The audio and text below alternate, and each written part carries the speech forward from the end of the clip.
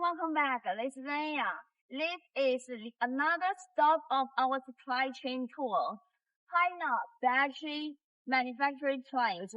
For those who have been watching my previous video, I have been running the cycle test for the Hina's 200 ampere-hour sodium-ion battery. Right now, it's completely nearly 180 force charge and discharge cycles, and its remake capacity still holds at 198 ampere-hour. The test data so far is incredibly impressive. We are here today to hold a deep technical discussion with the Hina company, and we prepare some core questions that the global buyers have been asking me. First, what is the first product lineup does Hina carrying to offer the sodium-ion battery storage solutions?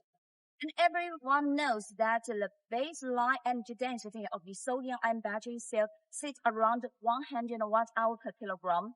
Where does Hina technology stand right now? And what's the maximum energy density they aim to hit in the future's integration? And the cost is always the top concern for all importers. A sodium-ion battery generally falls cheaper than the lithium-ion battery alternative. What will the price change look like by the end of this year and through the next year? And we know that safety is the biggest hesitation point for everyone switching to sodium-ion battery technology. So how safe are these Hina sodium-ion battery cells under the real-world operation conditions? Many manufacturers advertising ultra cycle life for claiming for sodium-ion battery 10,000 cycle life, 20,000 cycle life, even the 50,000 cycle life. These cycle life figures reality for the mass production of the sodium-ion battery? This is the question.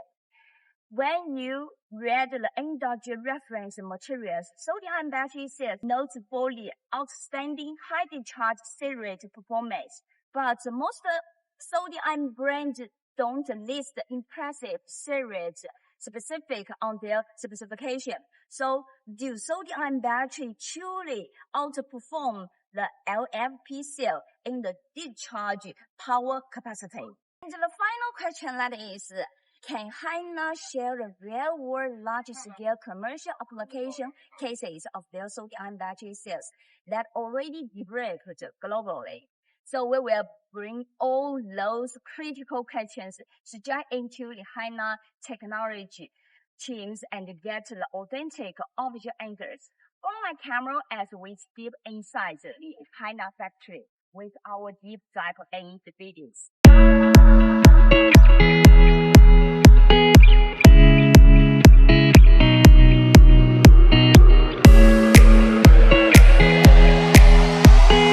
Today, we're visiting Hina Company's R&D base in Liyang, Jiangsu province. What many people don't know is that the sodium-ion battery is a 150-year-old sci-fi dream come true. In his classic novel 20,000 Leagues Under the Sea, Jules Verne envisioned generating electricity using metallic sodium and sodium chloride, table salt, to power batteries. Back then it was a bold fantasy. Yet 150 years later, that imaginative concept has become reality, pushing sodium-ion batteries into the era of industrialization. Currently, there are three mainstream technical routes for sodium-ion batteries: polyanion systems, NFPP, NFS, etc., layered oxide NFM systems, and Prussian blue systems. The three solutions differ drastically in performance, safety, and application scenarios. Here's an easy-to-understand analogy for quick reference. NFPP in sodium-ion batteries is equivalent to LFP, lithium iron phosphate, in lithium batteries, while NFM layered oxides correspond to NMC ternary lithium batteries. Let's break down the core drawbacks of each technical route. First, layered oxide NFM. Its biggest advantage is high energy density, but it suffers from critical safety flaws.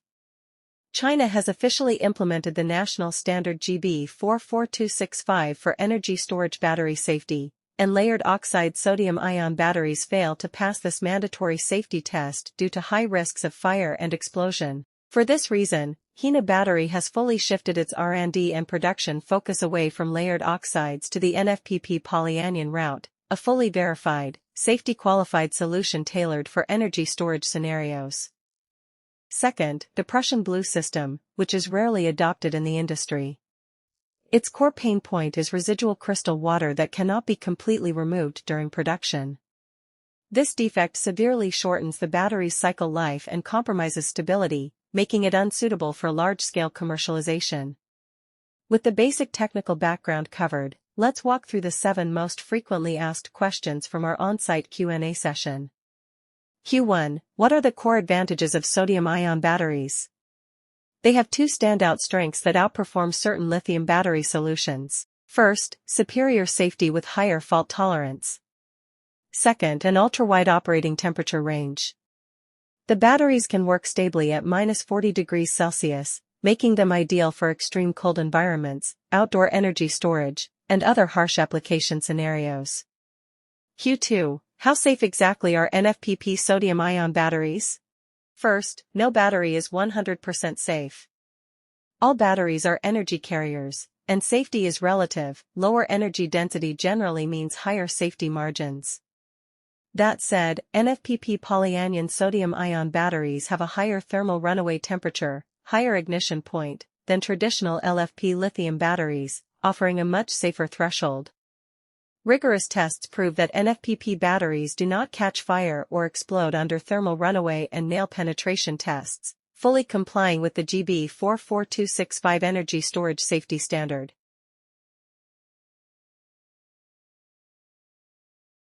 Q3. What is the maximum future energy density of sodium-ion batteries?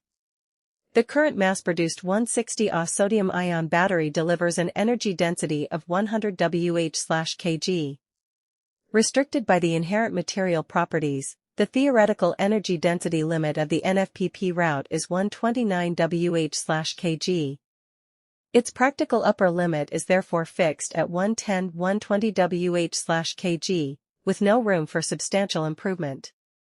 Nevertheless, industry breakthroughs are emerging. For example, CATL's anode-free sodium-ion battery technology breaks the limitations of traditional materials and effectively boosts energy density, representing a key upgrade direction for future sodium-ion batteries. Q4. Why are 200 Ah and 230 Ah high-capacity sodium-ion batteries available on the market, exceeding the 120 Wh/kg limit? This is a major pitfall for many buyers. A key rule to remember: all commercial sodium-ion batteries with an energy density above 120 Wh/kg adopt the layered oxide NFM system, not the safe NFPP material. Although these NFM batteries feature higher capacity and energy density, they cannot meet the GB44265 safety standard and carry significant fire risks. Formal manufacturers have completely discontinued their production. All such products currently circulating on the market are outdated, high-risk solutions and are not qualified for energy storage applications. Q5. What are your mainstream mass-produced and supplied products? We currently focus on 2 mature mass-produced models for different scenarios. The first is the 32140 cylindrical 10 Ah battery, our most mature and reliable product. It is widely used in 2-wheeled and 3-wheeled electric vehicles. Tested under 2C rate conditions, it achieves a cycle life of over 19,000 cycles, with fully verified market reliability. The second is the 160 Ah prismatic battery, our core mass production model for large-scale energy storage projects. Continuous iteration is underway, and an upgraded 170 Ah version will be launched by the end of this year with improved capacity and overall performance. In addition, the high-risk 230 Ah layered oxide battery is still undergoing truck road tests and has not been mass-produced.